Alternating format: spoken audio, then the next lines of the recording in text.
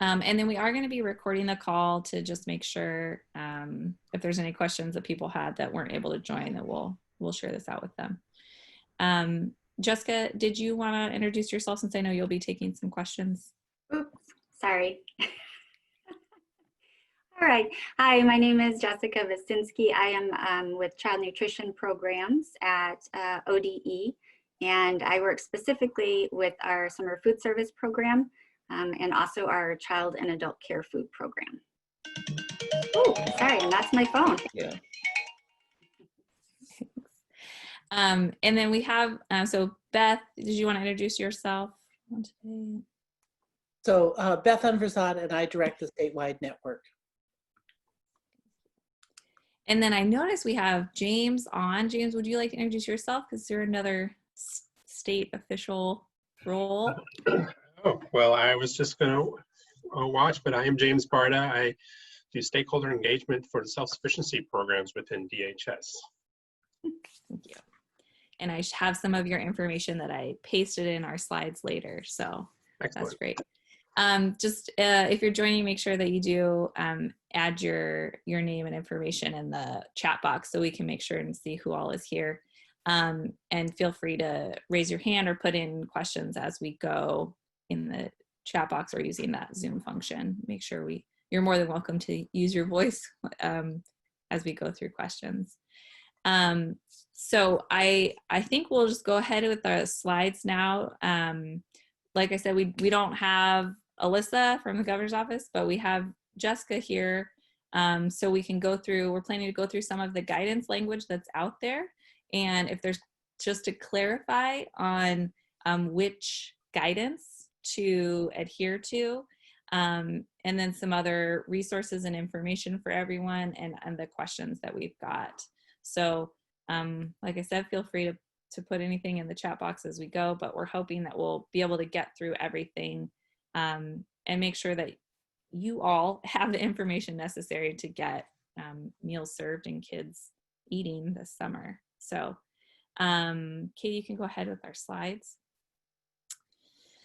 So we had Jessica introduce yourself. Thank you. I think we'll go ahead. The next slide has some of the guidance language.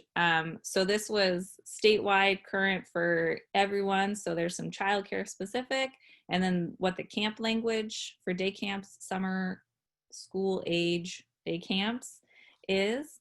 And as you can see, there's not a whole lot of direction and explicit instructions for how to do food this summer. And one of the things we will make sure that is in our slides and comes up is if there are other resources that can be utilized. So like in the camp, there was, conversations around that campers should provide their own food if possible. And that they have to be instructed not to share. But that's very difficult and not a reality for a lot of kids to be bringing lunch, especially when summer meals is such a huge piece of what normally happens during the summer. So in place of normal summer foods, what is it going to look like?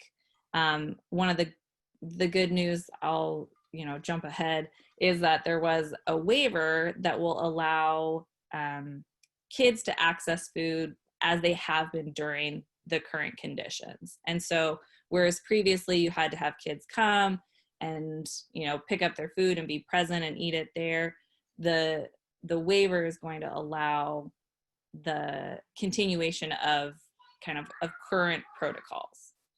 But what that doesn't do is it doesn't require people to continue serving meals. And so the difficulties that people are running into, that's what we want to try and help address to make sure that that everyone is able to access and provide food if possible. So I'm not going to read through this language unless there's questions that come up, but the next slide has some continued guidance for school nutrition. And I don't know, Jessica, if there's anything that you want to note here right now it's the expectation that if you are operating programs, you would be following childcare, summer school, or camp guidance. And so that means that you follow whatever that guidance says, and it's not related to your sector or towards your phase. So if your county is in a different phase and you are able to say congregate and have bigger groups, that is not still not the protocol. So you would be expected to follow the small cohorts and cleaning between stable groups and everything that's outlined in regular camp and care protocols. And then this school nutrition one has some specific reference to like planning with child nutrition staff and making sure that if they're running a school program, they can include food. I don't know that we have any school. We've got Amy from Fall City. Are you guys doing summer school that you know of where you'd be serving food, or is this are you guys looking at more of a camp model if you're doing anything? If you don't mind sharing, Amy.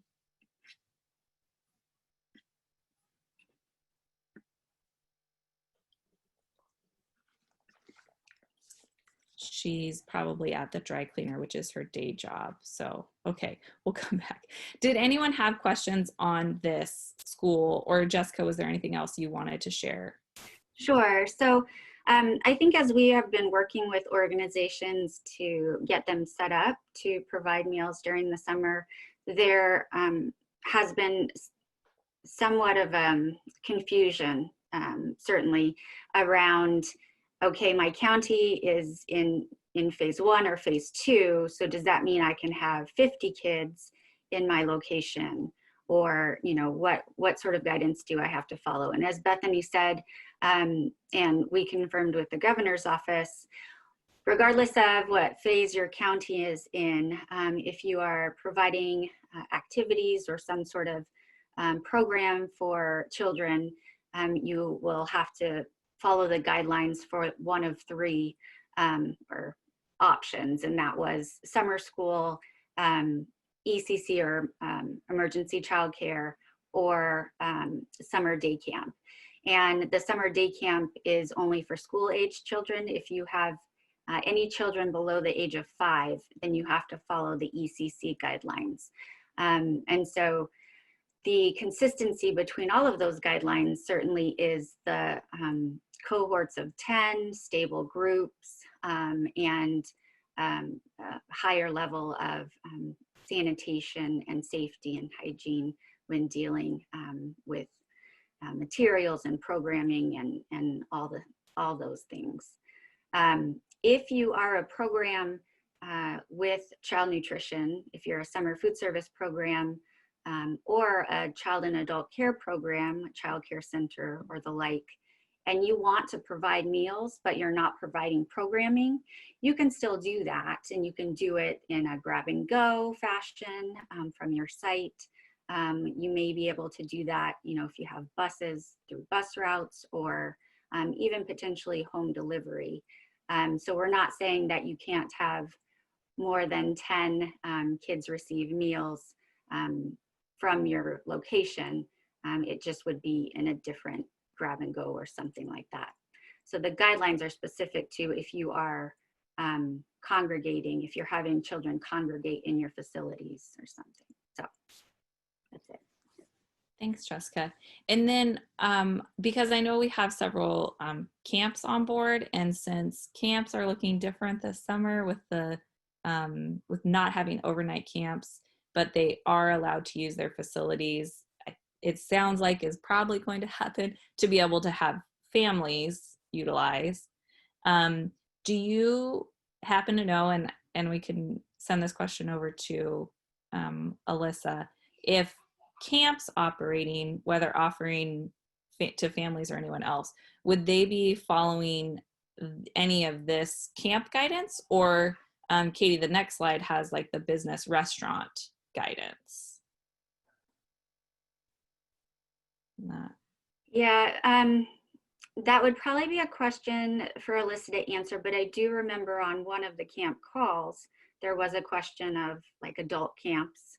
And because the guidance is purely for school age children camps, it didn't cover adult camps. And so they were, I think, going back to the governor's office to maybe research that, or it may be that those adult camps would be following, I guess, phase guidelines, but I don't know for sure the answer to that. And then if they're mixed together, who knows what to follow. So that would definitely be, I think, an Alyssa research question. And I do see we have someone from OHA, and maybe they might be able to provide an answer, or if not, just let me know and we can send it over to Alyssa. Lana.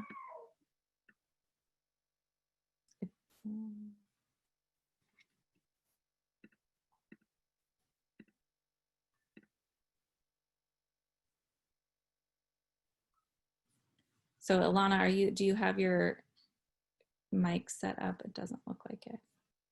Okay. So on to the next slide then is child nutrition resources. So like you mentioned, Jessica, you guys, there is the opportunity to still provide meals. Did you want to go in any more to that process? I know if people have applied or what the information is like for that. Sure. So since the closures of school in March, many of our programs, our school districts and organizations have been offering summer food service. Sounds strange, but started summer food service in March, either through our summer food service program or our seamless summer option, which are two federal programs that actually allow for the service of meals and federal reimbursement for those meals during these unanticipated closures. So many organizations have been providing meals since March. And now as we transition from the sort of the school year, or what it was, we have, again, sponsors of our programs that will be moving into summer food service, I guess, part 2 during the actual summer. We're working with all of them to sort of transition which sites they're going to be serving at, what sort of service style they're going to be doing, whether it's grab and go or bus routes or home deliveries. And we're trying to determine if there are areas of need or interested organizations. We can't actually take new sponsors on because the application process to become a sponsor of the federal program is quite lengthy, but we can try to connect those sites with current sponsors to see if they can become a site under someone or an organization that's already a sponsor. So I know that we've worked with some organizations, a couple libraries, things like that, to try to continue to provide meals through the sponsors that are already established. As Bethany mentioned, several waivers were provided by USDA to allow us to provide meals to kids in a very different way than we have ever done before. Typically, our federal programs require that children congregate for a summer food service program. So that means they're eating meals all together in a location. So we have been allowed to provide non-congregate meals. They do not have to eat together. We've also been allowed for parent pickup. I know as schools are closed and of course as the virus numbers are getting higher and higher, there were many parents that were concerned about having their children go and pick up meals. And so we were allowed the flexibility to have parents pick up those meals. In addition, for some of our programs, we were allowed for home deliveries of those meals to families that maybe didn't have transportation to get to a meal site, which is fantastic. And we actually submitted for a waiver and were approved to offer meals in areas that don't normally meet the requirements to become a summer food service site. Potentially don't have a free and reduced population that is high enough. But as we all know, with the changing circumstances, certainly job loss, those areas may have much higher need than we even know. And so we have been provided waivers to have sites in those areas. All of those waivers have now been extended through August 31st, which is fantastic. So we're able to maintain the meal service that we have been doing for the last few months through the summer. And so we're really excited about that, and helping those organizations to set up now what their meal service is going to look like moving forward. So. And so one of our questions, so you mentioned that you're not able to add new sponsors, but so a program would have to be added as a site to an existing sponsor. And one of our questions from Greta at the State Library was around that, the fact that there was waivers, but Greta, did you want to share your question or let us know if it has been answered? Well, no, I mean, I guess like there's so much like tricky language, right? It's also convoluted. So I need like yes or no, like I just need it to be clearer. And like I keep getting emails on other listservs from about like, oh, there's these waivers now. So like I just want to understand like no new sites are possible for this summer. But so the best strategy for a program that would like to help at a new site, and that may be beyond the scope of this conversation and I can follow up later, that's fine. I just wanted help understanding some of the language. Yes, federal language, always super exciting to try to decipher. So I think it's a good question to talk about because there may be other organizations or sites that would like to help in providing meals or being an area where kids can pick up meals. So the answer is twofold. Yes, organizations that are not currently sites can become sites for summer food service programming. In order to do that, they have to connect with a current sponsor. And to be honest, it is up to the sponsor as to whether they are able to take on another site, as to whether it would be a yes or a no. So, we're talking to sites and organizations that would like to provide meals or be a site for the provision of meals. And trying to connect them with current sponsors so that they can have those conversations.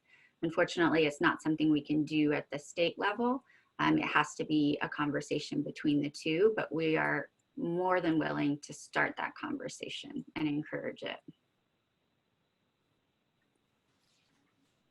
Thanks. So Greta, was that a good yes or no answer for now? I mean, I understand. Yes. Where is the right place to send libraries? I think that maybe is one. It's going to be what it sounds like is it's going to be very regional dependent. So the local library will have to figure out if there is someone else that's already serving that they can utilize the existing system, or if they could, yes, apply to be a site of an existing sponsor. Right, and we have summerfoodoregon.org is a website through Partners for Hunger Free Oregon, and we've worked with them to set up a meal mapper, and it's actually USDA has one, and so Partners for Hunger Free Oregon has also put that on their website. So it's a nice tool because it allows you to enter an address. So you could enter, let's say, the library's address, and it will populate the current sites in that area. And when you click on that site, it will give you information, contact information, where you can then contact the site and that sponsor of those sites and maybe have that conversation that you want to be another site, or you'd like to be, you know, a grab and go location. So that's a good tool for figuring out kind of who to talk to. The other option is always to call ODE Child Nutrition, our summer food service team, and we can try to figure out where the organization is located and who might be in that area that they can connect with. And you brought up a great resource. So we do have Annie on from Partners for Hunger Free Oregon. So Annie, did you want to share more? I did put a link to the map in, but maybe we could highlight any of the other work that you guys have been doing the last several months in preparation, well, years as well. The last few months have felt like years, I think, for everyone. Hi, it's nice to be with you all. I am fighting a cold, so I'm not on video, but it's nice to see your faces. I just want to start off by really sharing a lot of appreciation for those of you are folks who are running programs or kind of coordinating local efforts. And as a parent who has been getting help feeding my kids through this through our local meal program, and then also as someone who is from my home, watching all the incredible heroic efforts that people are doing to feed kids, I just really want to say thank you. I don't have to tell you all like how hard families are struggling. You're seeing it in your own communities, but the way that folks have been able to feed kids and families is it's how so many of us have hoped to be able to do it for a long time. And so I just want to share that appreciation. Everybody's really going above and beyond. And so we've kind of been focusing on three things: advocacy, outreach, and funding.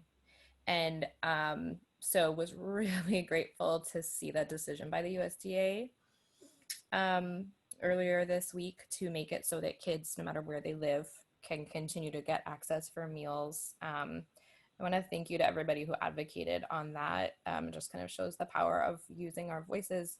About 100 organizations in Oregon helped send a letter to the USDA. So thank you to anybody who took part in that. We are continuing to kind of make sure the issues this summer are known to the governor's office. We've been talking to members of Congress. And so if that's something that you're interested in helping kind of share your experience or needs that you need, please connect with us for kind of that advocacy work. We're not going to stop talking about it. On the outreach side, kind of like Jessica said, there is that mapping website. We are working on adding some more information so that it's really clear to families how this summer is going to kind of be a continuation of those flexibilities that they've had. Because I think that's, it's not just obvious to families that it will be continuing in that same way, and especially because it's been so up in the air until the last minute. So we're going to add some more information so that in addition to the map, it also is really clear those things around, caregivers can come and get the meals, and it's still grab and go and those things. We're also working on putting together a toolkit so that you all have easy ways to get the word out to families. And so things like, templates for social media, templates for media releases, and digital flyers and things like that. So that we're working on that right now. And then on the funding side, we have raised Money to be giving out in grants. We've been doing that for the past couple of months. I will say there has been like far more requests. It's pretty devastating to not be able to respond to all of them. But if you have a funding need right now that will allow you to continue to serve meals or start serving meals, please reach out and let us know, along with reaching out to Jessica at ODE has some resources too. We're hearing about some new money that might be available from federal partners. So yeah, please let us know if there's that financial need, because sometimes just the ability to like buy bags has made a difference for sites. So yeah, so those are the main things. And then I also just wanted to let you all know we have been tracking kind of all the different changes around nutrition programs. So pandemic EBT and so there's some info on the slide and changes to SNAP. And so if you have questions, want to make sure the families that you're serving know where else they can get resources in addition to some more. Did you want to hit any more of highlights on things that, sorry, we interrupted midstream there. No, it's totally fine. I was just going to say that if people want resources to be able to let their families and communities know about how else they can get access to food, there is a great state landing page that has now been created with access to all the different kinds of food assistance. James, correct me if I'm wrong, but it's needfood.oregon.gov. And then we have a webpage where we have created a lot of other outreach flyers and tools and templates for SNAP and pandemic EBT. And I'll put that link in the chats, but it's oregonhunger.org/COVID-19. So just wanted to add that if you're looking at kind of cross-pollinating, but we are working on that toolkit and it'll be available hopefully next week, specifically for outreach on summer meals. Thank you. We'll make sure and share out any links that you want to send. We've got these here, but let us know. I think the next thing, we just had a couple questions that did come in ahead of time that I want to make sure that we get to. So the bottom question was Greta's, and we've kind of addressed that one, but one of the issues that we've seen come up again in our conversations as we were going through the process of developing the camp guidance with the governor's office and figuring out what that looked like, there was definitely a lot of concern around how do we ensure there is still accessibility for those who do not have access to the normal resources.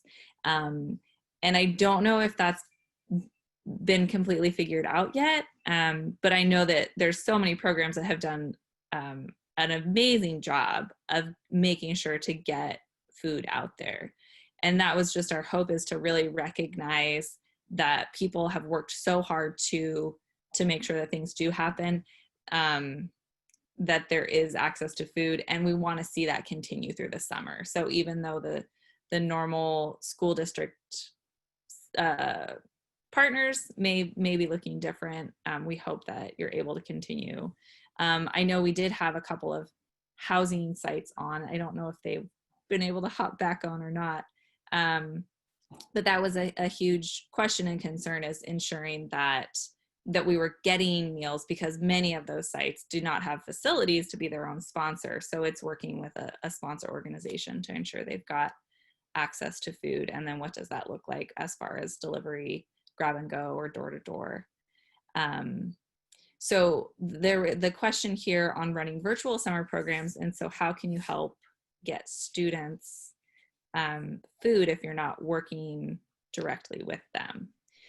And I think this might be a good question for, like Jessica mentioned and Annie, on the finding just meal sites, but also advocating that we know that this is actually a summer where there needs to be more sites, better accessibility, whereas what we've been hearing so far is there's actually far fewer people who are able to. With the capacity, I know districts are going to be charged with now getting ready for the fall. And so a lot of those people are already planning ahead and having to divert energies in that way. And so are there any suggestions from our partners here on how can we help reach out and get sponsoring orgs to help ensure that there is the access needed?